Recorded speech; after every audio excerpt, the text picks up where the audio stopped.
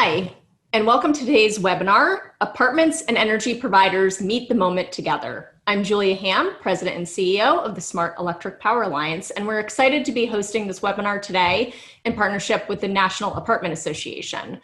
For those of you watching who are not familiar with my organization, SEPA, we are a national nonprofit that works across the electric power sector with stakeholders, including electric utilities, the state entities that regulate utilities, technology providers, and others in the ecosystem who want to work collaboratively towards a carbon-free energy system by 2050. Bob, over to you. I'm Bob Pettinger, President and CEO of the National Apartment Association. We're a trade group that represents property owners and managers, from individuals who have one or two rental units all the way up to large national and multinational companies that operate on platforms that span the country.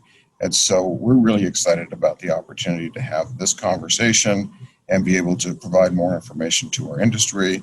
And please remember, everybody, that this is a pre-recorded webinar, and so we won't be able to take questions. So we have a great panel of leaders from the industry that we'll be talking with today. We have Karen Hollinger, who is Senior Vice President of Strategy at Avalon Bay. We have Felicity Moorman, who's Vice President of Smart Buildings and Energy Strategy with RealPage. We also have Anak Lang, who is the lead of multifamily initiatives at the utility Eversource.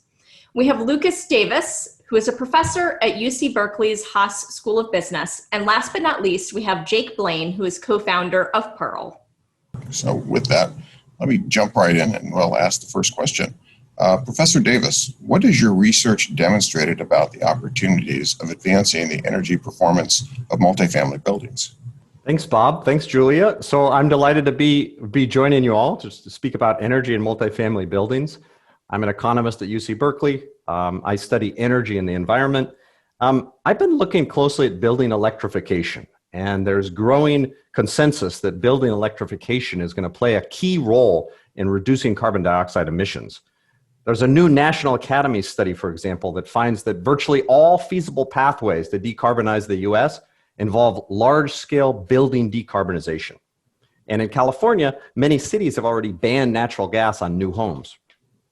So what's not getting talked about in that discussion is multifamily homes. So the discussion is all about single-family homes. We rarely hear about multifamily homes, or rental homes, even though in the United States, over 1/3 of homes are rented. And these homes consume 1 trillion cubic feet of natural gas annually. My research has shown that renters are already well ahead when it comes to building electrification. So for example, 49% of US renters have electric heat, compared to only 29% for US homeowners. Similar gaps exist for electric hot water heating, electric stoves, and electric dryers. So I think this isn't well appreciated, but this preference for electricity means that the US multifamily rental stock has actually become much greener over the last decade.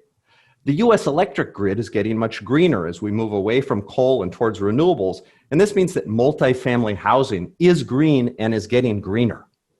Last point I wanted to make is this preference for electricity also means that the rental housing sector should really be embracing this electrify everything movement.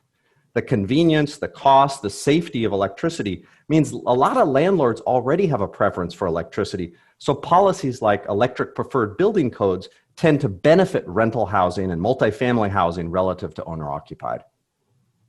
Interesting perspective. The industry is actually further along than other segments. We also have Karen and Felicity on the call as well, who are experts as well on the multifamily side. Do you have any thoughts that you'd like to offer to what the professors offered to us?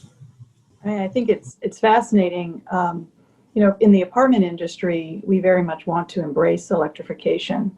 But in some ways, it's very tough, obviously. In a real estate environment, the building is already built. So the biggest opportunity is in a go-forward path. And for that, we really need the assistance of the utility industry and really experts like the doctor we just heard from to really guide us on how we should be thinking about future developments. And I would just piggyback on Professor Davis in that the electrification of these buildings is giving us a new opportunity. I'm seeing collaboration between the National Renewable Energy Labs, companies funding like Wells Fargo, and multiple startups coming into the space to deliver less cost hardware and more sophisticated software to deliver for the first time, specifically in multifamily, automated demand response. And this is such a tremendous opportunity to have a reduction of volume emissions for the first time in our industry's history. So for me, that's an exponential increase in the capacity we have to impact and improve our climate policies. And we're seeing it across ESG as multifamily leaders are coming into the space and saying, we commit to delivering on what we're capable of executing now. It's been really inspiring, and it is absolutely due to an intensified collaboration and dedication of leadership. Felicity, how about from the building owners and the residents standpoint, as we think about smarter buildings, what opportunity does that give? Obviously, we're talking a lot about the climate benefits and the benefits to all of society, but how about specifically to building owners and residents in apartments? We're seeing two opportunities, and there's new development, and to Karen's point, there's retrofit. And the opportunities really have to be addressed individually and conscientiously so. When we see new development, obviously there's an opportunity to do it right, if you will, from the beginning, to increase the intelligence and the data capabilities and the control capabilities on new development, almost unlike anything we've ever done before, frankly. And the smart buildings, including smart apartments and smart access, which may not be obviously related to energy, are actually a phenomenal Trojan horse that pays for these technologies that are sustainable technologies, but in a way that provides rent premiums in these spaces today, while this is a competitive differentiator. So for new development, we're seeing smart adopted across the building at maybe a 1% premium on total development cost. That has payback during lease up for energy efficiencies. That has payback for ease of touring, self-touring, guided tours. So the access piece is a tremendous part of that actually provides return on investment rapidly in new development. And I agree with Karen completely. When it comes to retrofit, this is where the collaboration between owners and operators and utilities and the programs and incentives that we create together specifically to address multifamily, as Professor Davis said, long neglected by these programs. As we see these programs come to fruition, we're seeing a return on investment in retrofit around demand response programs and smart thermostats that actually pay for a full smart building. I'm talking installation, the actual hardware, and sometimes the software costs are covered as well. That's profound. That not only increases the valuation of the portfolio for our owners because they have a smart building, but it also enables the residents to actively participate in impact climate change. So across the board, because of the level of sophistication of software and the reduction of costs, because of our utility partners, we're seeing exponential change. It's thrilling. The time is right. So Anak, you're with Eversource, which is a utility that's very active in this space. Share with us what your experience has been to date, and what are some of the things that you're most excited about as you go forward in offering new opportunities to multifamily units that your utility serves? Yeah. Thank you so much. And it's a great question. I've been with Eversource about 12 years, all in energy efficiency, and it's amazing to see how much the industry has changed from kind of being very siloed to very, I would say, interconnected to all the activities that we do with our customers. So that's something that's been really encouraging. And the definition of energy efficiency, it's really become broader. It's not purely just, how many kilowatt hours or gas therms can we save? It's become, and don't get me wrong, energy, the simplicity of energy efficiency is still a very smart decision, from reducing operating costs to We talk a lot with property owners in multifamily about tenant retention, and reducing maintenance costs from energy efficiency and fulfilling certain companies' environmental goals. But what's been exciting for me is that at Eversource, there's always been this kind of encouragement of thinking ahead and what's driving the future. So I would say some of the things that I've been seeing more recently that's been driving the work we've been doing in the energy efficiency space, and then I'll mention some examples kind of specifically to multifamily, but and that we've been working a lot on, and I think it was mentioned before about automated demand response and more discussions now with battery storage, and we've been spearheading in Massachusetts and soon Connecticut electric vehicle charging stations across the industry, both in residential and commercial and multifamily. But there's a lot of work still to do. And then the idea of connectivity and smart devices that tie into the automated demand response. The thing that's interesting is that if you looked back 10 years ago, that's not that long, none of this existed. I think that's the thing that's so interesting to me is how fast things have shifted. Literally, I looked up some of the technologies like the thermostat. It's only 10 years old, but so many of the other things that came after that, it was really interesting. It's been interesting to see that it's shifted so much in 10 years. And so just as some examples, we've been providing, for example, incentives on Wi-Fi thermostats in multifamily. But the next kind of step or conversation from that is how do we use them from a demand response perspective to work with property owners and figure out what's the right time to curtail demand. And you look at examples that happened, like in Texas, and how critical that becomes for utility, but also for customers. It's like all of us are people that live in homes, and we've seen ourselves affected by storms and outages. And so these technologies, as much as they drive efficiency, also drive resilience and smart ways of living. So there's that. And then the other thing that was mentioned, which I thought was great, that kind of weaves into this conversation, is around equitable offers. So what the perspective is like, these technologies like electric vehicles, it first came out that, you'd see the people that were driving innovation, purchasing electric vehicles.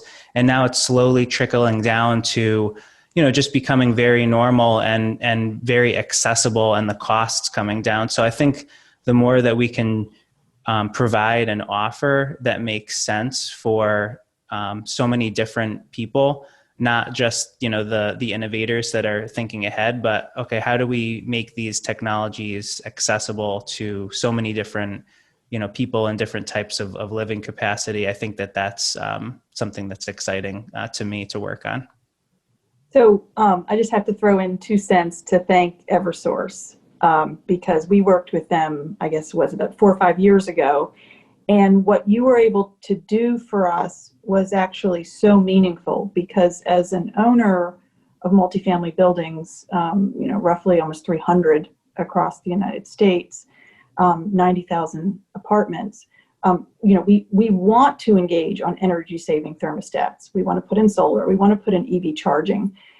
We want to do it to scale, right? So we look at CapEx as sort of an event where we just retrofit the portfolio with the newest technology.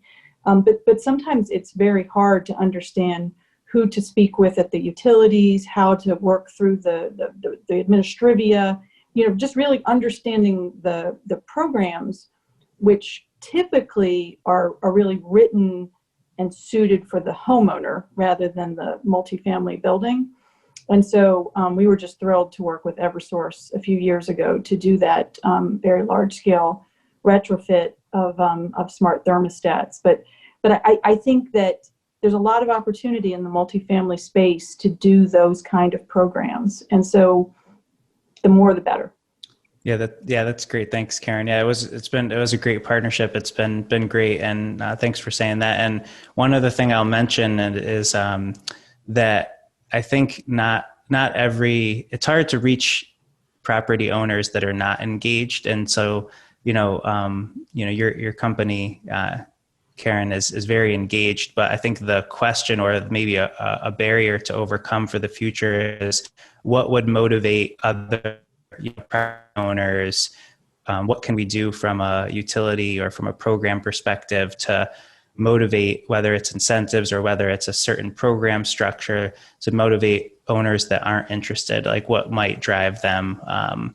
That is not like the standard thing. Is it the time involved? Is it, that perspective? For example, we've heard a lot of owners say, hey, look, I just don't have the time. And it's like, okay, if we were to pay you an administrative incentive to cover your time.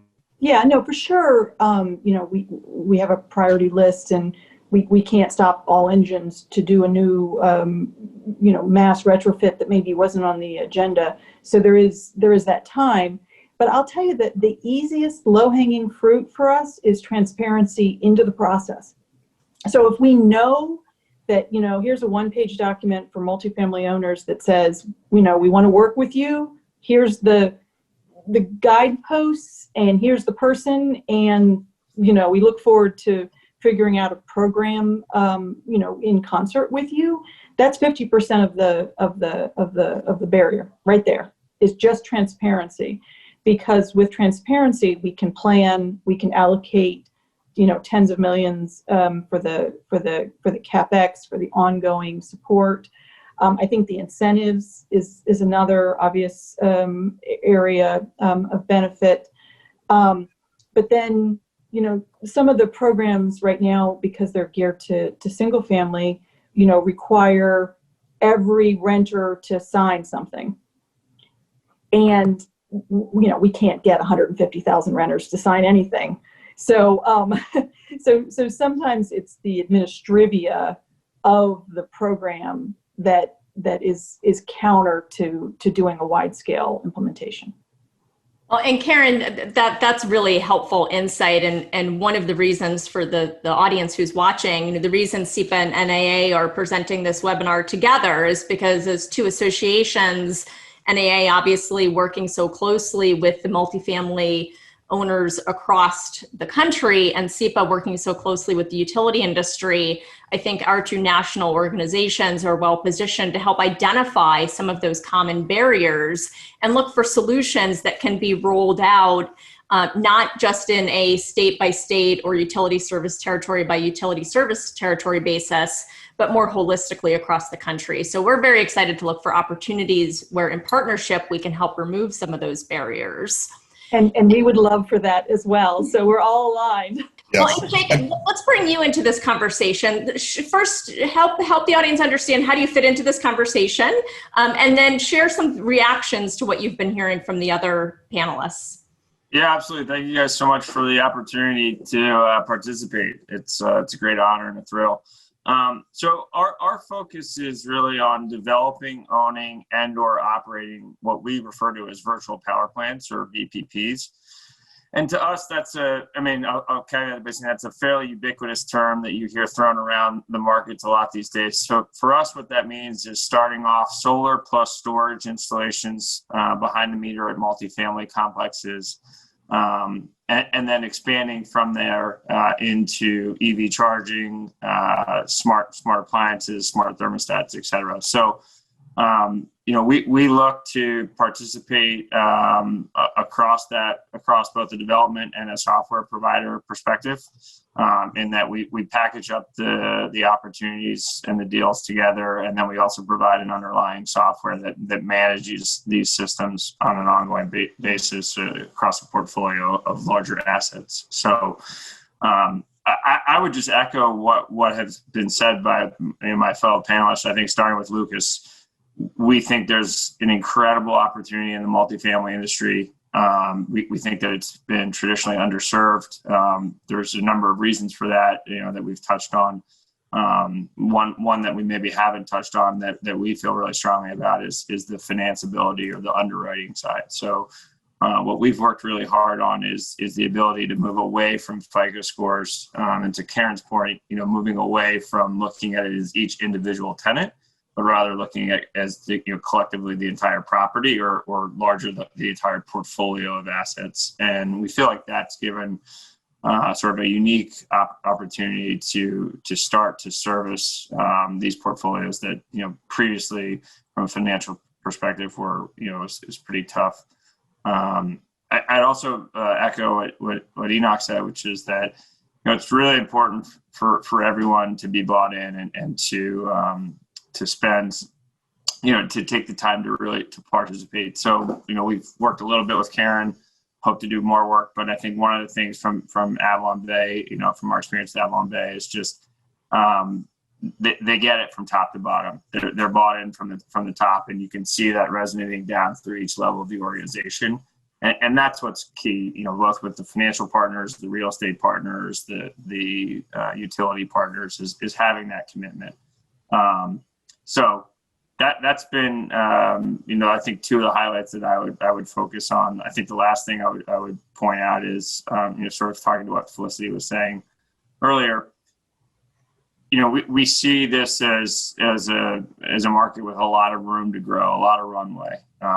Again, I mentioned we see starting off with solar and solar plus storage as sort of the beachhead into this market, but we see expanding across multiple technologies, all with the same auspice of providing cleaner, cheaper, more reliable energy to our to the tenants and to the owners of the properties.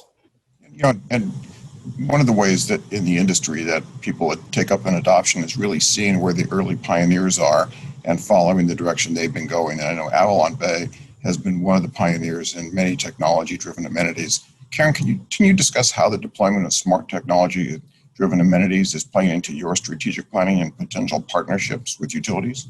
So we are actively looking to retrofit most of our portfolio with both ubiquitous Wi-Fi as well as smart home technology. We're primarily starting with the lock because the lock enables so many other journeys, whether it's self-touring or easier maintenance, staffless move-in. Certainly COVID has exacerbated the need for that, but it was already really on the plate before COVID. And so then it becomes, once you're putting in this infrastructure, you're putting in this called a skeleton of technology, you really start saying, well, the majority of the CapEx investment has already been decided, mainly for OpEx reduction.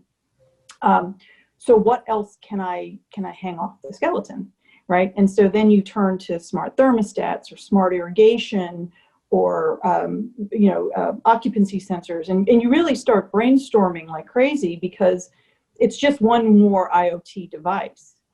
But with each of those IoT devices, there still has to be a return, right? So even if the base infrastructure is there, the majority of the install is there, even if it's only a smart thermostat as an example that you're going to put in, you want to put it in, but you're not going to put it in if either the customer isn't valuing it or you're not reducing sufficient energy to make it worthwhile. So you underwrite it.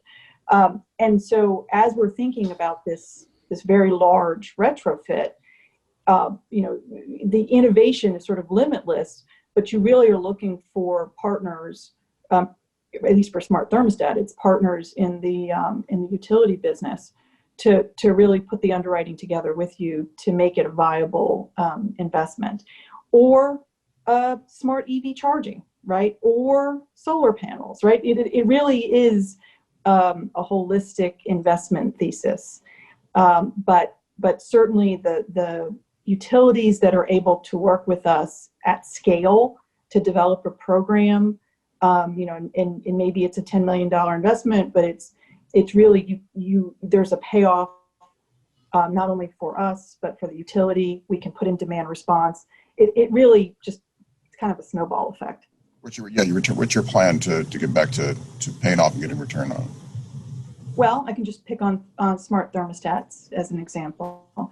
So smart thermostats in multifamily, which is different than single family, right? So for those of you who are unfamiliar with how the industry is different, 99% of apartments, the utility is paid for by the actual renter. Right now, there are some older buildings where it's packaged in under rent, but typically when you're looking to underwrite, that's the one area you can't underwrite. You can't say that the owner is going to save on utilities. Now, you might also put it in because there's a green goal, a LEED goal. There's a geographic or regulatory requirement, but just energy savings, we don't pay their utility bills. The renter pays the utility bill. So then you're saying, well, will someone, to Felicity's point, will someone pay for a smart thermostat? Will they look at it as a digital amenity? Maybe, maybe not. So the cleanest ROI for us is actually the vacant units.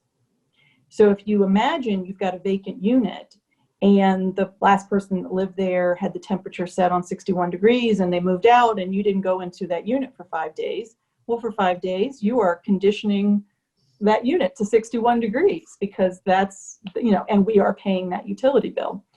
So you really make the underwriting based on the energy savings in the vacant units, the common areas, and demand response.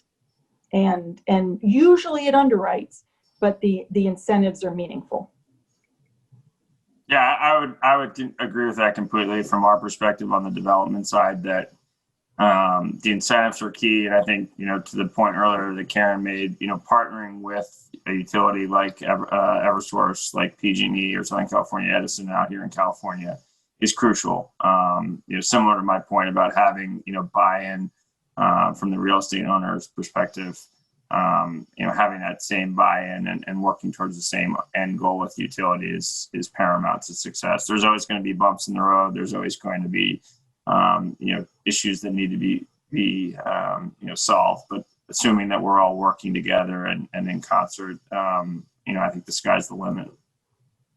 There are a lot of early beta tests happening right now around the demand response capabilities that will compare benchmark buildings to what we're capable of providing and will enable owners and operators not only to see those savings as data, but also to optimize their marketing for today's renters. And I think that those who actively market their true data around their efforts for sustainability, we're seeing them rewarded. We're seeing not just rent lift, but attraction to those buildings that are making an effort to share their story. And so we're hopeful that the data continues to prove out. I don't see how it couldn't, given the cost of utilities these days, but my expectation is we'll continue to see the data prove out the return. But it's up to the service providers to provide that and tell that story to our owners and operators so that they know that return is coming. Just to add on this rent premium point, I think what created a rent premium in the past is not necessarily what creates it in the future. So 5 years ago, nobody had EVs. It made sense for a landlord not to put in EV charging. Yep. And that wouldn't have made sense. It wouldn't have paid off. But today, when you look at families who are looking for rental units, they're actually, I've looked at this recently in the Bay Area, there aren't that many rental units with available on-site charging. So that's a differentiator that can really attract and actually result in benefits not only for the tenant, but also to the landlord through an increased rent. I think it's very hyper regionalized. Agree. Yeah, I agree. And I think the EV component will also be transformational from a consumption perspective, right? So if you think about it, historically people are driving their cars, they're filling them up at gas stations on their way to and from work or during their daily routines, and then they come and just park in the parking lot of the multifamily complex. But going forward, they're going to drive their car all day, and then they're going to park in the multifamily complex and charge their car up at night or in the early morning. And so the load profile of these structures is going to change dramatically. And that's where both the technology, as well as I haven't talked too much, but for us, the battery storage component is going to become instrumental in sort of allowing for that full adoption of electric vehicles. I'm curious, Anak, from within the utility, I'm going to make an assumption. Tell me if this assumption is inaccurate. But that you and the folks on the team that you work on have been the ones primarily historically within the utility that have focused on multifamily apartments and units. But that now here we are talking about EVs and solar and storage. What does that mean sort of from a day-to-day interaction standpoint within the utility, and the sort of cross-pollination that needs to happen across teams that wasn't necessarily needed in the past? Yeah, it's hugely different in regards to the relationship building and the interaction based on based on a lot of the technologies and the way that they're connected to customers and the grid. It's fascinating to me. And like you were saying, I think in the past with energy efficiency, it was it was very siloed in regards to these are energy efficiency technologies that you would do to reduce the amount of energy that you use, which still happen and are good. But when you're talking about interconnection to customers and messaging and demand response and and how that connects to other technologies that we're talking about, like electric vehicle charging stations and battery storage and solar, it really takes collaboration internally. So what I've seen is our what we would call energy efficiency department really meld and mold into other departments, and being actively involved in what we call, distributed generation and interconnection, and these conversations are happening every day, to make sure that these, these offerings happen properly, and that they're thinking about how it's affecting customers and how it's affecting the grid. So I think that's fascinating. I personally am not actively involved in those detailed discussions on an everyday basis, but I see that happening and hear report outs of how that relationship has built, more and more to make this, happen, properly. As an example, with electric vehicle charging stations in Massachusetts, the last few years, we had a plan approved by the state, and we've had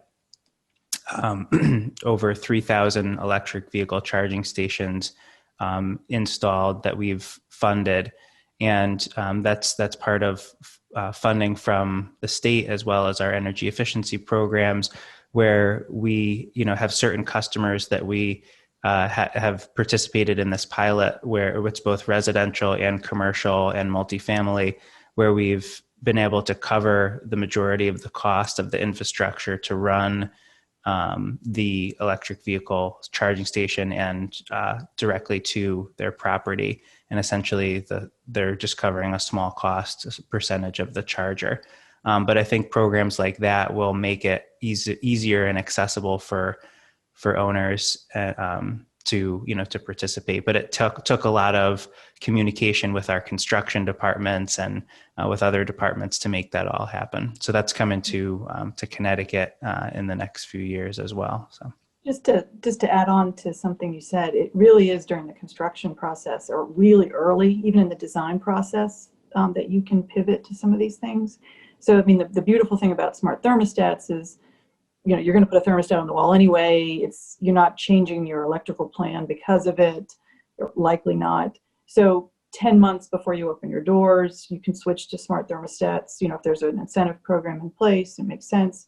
But when you start talking about, battery charging and solar and everything else, you really need to be planning, call it 2.5 years before, we have customers in order to make that work.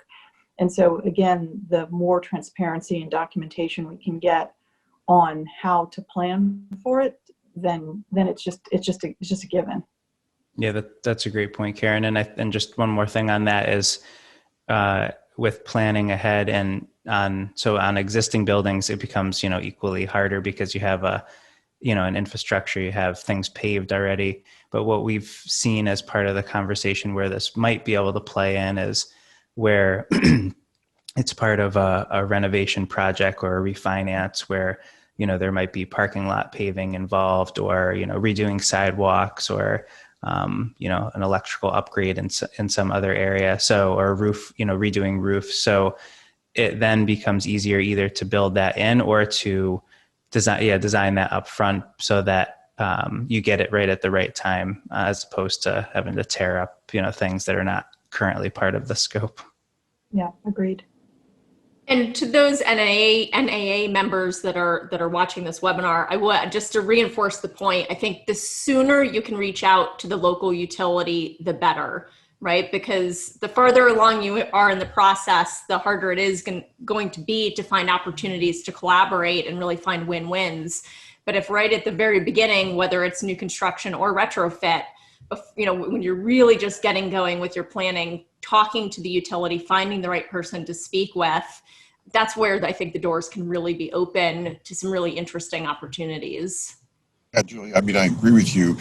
But also we need to work with the utilities to be able to communicate what types of programs they have that are available, because this is such a new concept for the multifamily space that there is going to be a need to be time for education. So I do think it's a process that we're all looking for different angles to differentiate buildings to make it to be more successful. So this is just one of those options. One of the questions I want to turn back to is, Jake, earlier you had talked about building battery storage on site. How far away is solar and storage from reaching economic viability for multifamily? And then the other question I have is, are there opportunities that there could be some sort of non-rent revenue that would provide an incentive for this type of approach to accelerate once it is available? Yeah, so the short answer is we're there today. So we're currently developing projects in California, New York, and Massachusetts. So it does depend on the local utility and or the state incentive programs to cover part of the cost. We're working hard across the industry to get the overall project costs to a point where they don't need to rely on those incentive programs. And in conjunction with, seeing, multiple states open up similar programs as the three states I aforementioned, I think there's a ton of opportunity existing today and moving forward. And sorry, the second part of your question was? Well, is there opportunities for potential non-rent revenues? So there's some sort of an incentive. You mentioned California. I know, for example, in California, if you charge for access to the charging station, then you become a regulated utility. So that's not going to be a case for many multifamily operators. But if there was the opportunity to purge the batteries and put energy back onto the grid at some point in time during the evening, that's something that could provide some sort of financial incentive. So just trying to explore options out there. Yeah, so the short answer again is we're there today, right? So our model, again, it varies a little bit state by state or utility by utility, just different, just regarding some of the local nuances. But in general, the overview of our offering is, we provide increased asset value via enhanced NOI to the owner. There's typically two aspects of that. One is through a lease agreement or a rental payment in exchange for allowing us to house our systems on their property. And then the second is through reduced OpEx costs on an ongoing basis, whether it's common areas, specifically. Then, in addition, we've talked a little bit about the difference between new build versus existing build. So in states like California, where you have Title 24 and you're required to put solar panels on all new build, we can finance those for the owner and effectively take that capital or CapEx off of their balance sheet to improve their returns, even further. From the tenant side, we provide guaranteed lower energy costs than what they're currently paying, as well as some form of the battery provides some form of backup power. So that again is going to depend on where you are specifically, how big the system that's installed, et cetera. But certainly, like we saw in Texas over the winter with Uri and with California last year with the with the wildfires, resiliency or backup power is becoming more and more valuable and more of a premium to tenants, as well as to the ownership to provide to the tenants. And then lastly, there's the ESG component, which we've all touched on, but we're seeing value across the stack in that, right? So you're seeing tenants who are demanding it more and more, both from an environmental perspective as well as the sustainability perspective that I just touched on. And then you're seeing it across the board from the capital side too, as well as both the equity and the debt providers, requiring these projects to have some component of an ESG message or story embedded in their larger offering. It's several years ago, or actually more like 15 years ago now, I remember talking to an operator who was in the Berkeley area and just on the edge of where the students really wanted to be, but through some retrofits that they had done, they were able to increase and change the appeal of the property to the surrounding area. I know that Felicity and Karen, in this area, are there things that you're looking at that could potentially change and improve the competitiveness of the building and improve the tenant profile, so to speak? Well, I mean, certainly there are demographics that want a high-tech building. And as soon as you've decided that you're focusing on that demographic, such as students, there's a whole range of things that can be done to really smart up the building. And that involves smart homes, EV charging, a green appreciation. You get into packages, like there's all sorts of stuff that people want when they want a technically advanced building. But I'm trying to think of in particular things that you would put in just for a particular resident demographic. I don't know, Felicity? We're seeing higher rates of app adoption than ever before. And while that may seem tangential at best, the adoption of the app is the opportunity to deliver all of these amenities that are less tangible than a smart thermostat on the wall or a smart door lock on the unit or on the vestibule. The single mobile application to do all of the things that residents are doing is proving, and I'll be the first to admit, I did underestimate the importance of a single mobile application, but the ability to message consistently, obviously via opt-in, but our residents as to opportunities that they have to utilize the variety of amenities we're providing has proved incredible, both for ratings, which I didn't anticipate, but also for active engagement. The more we offer within that app, whether it's energy, whether it's rewards, whether it's ability to make payments to various entities, the more engagement we get, the more valuable we're perceived as a part of a partnership.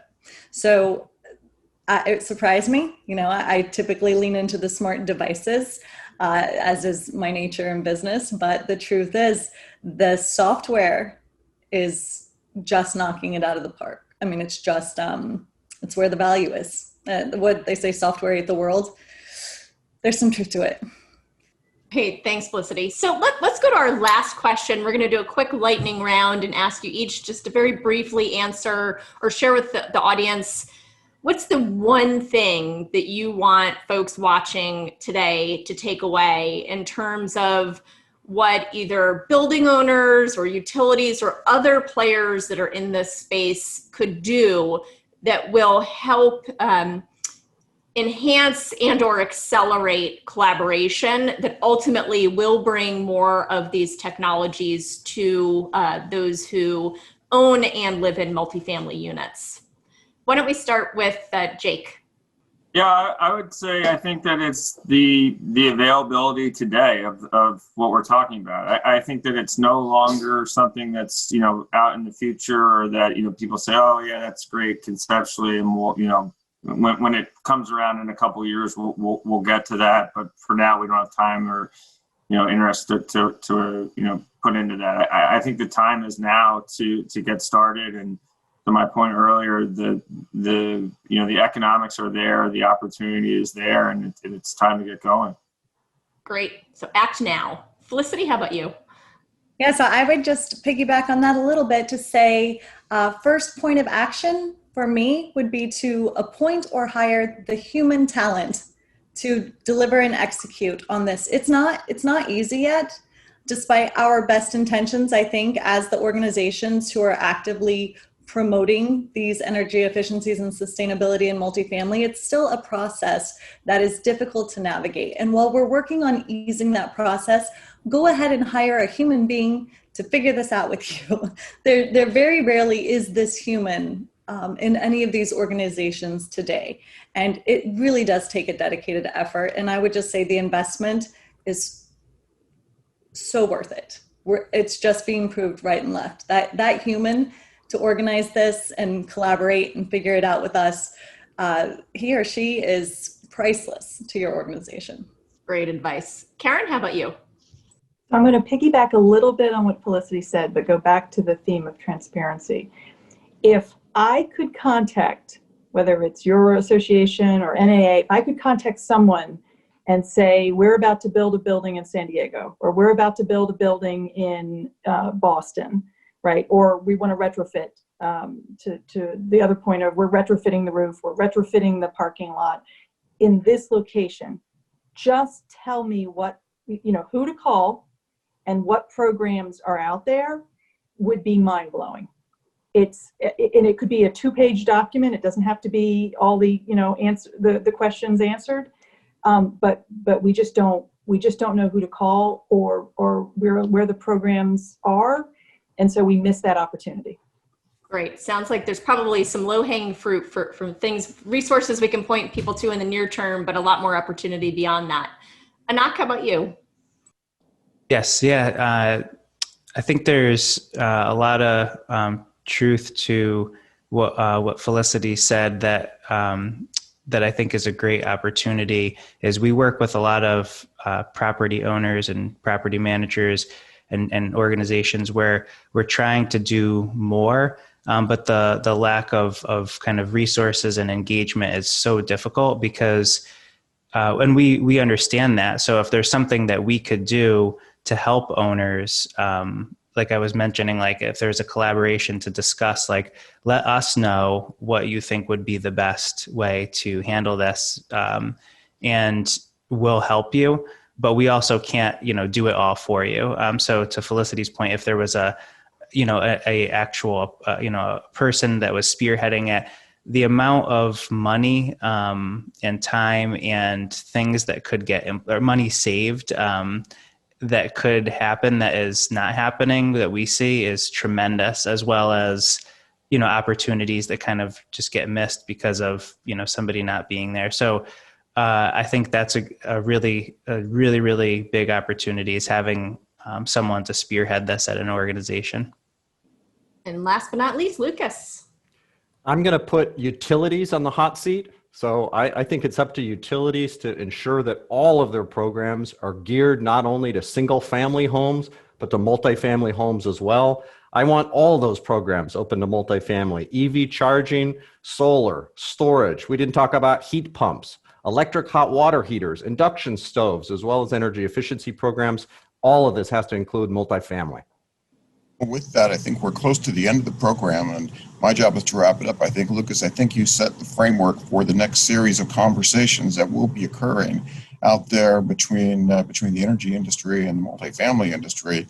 I mean, there's great opportunities. We need to create more bridges of familiarity and acceptance, and just plain awareness, because if there is a decision being made on a building for a large national company, they may not be familiar with what's going on in that local jurisdiction or whatever state that property is in. And so creating that central clearinghouse of information is very important. And I'd also like to thank Julia and the entire group at her association for putting this together.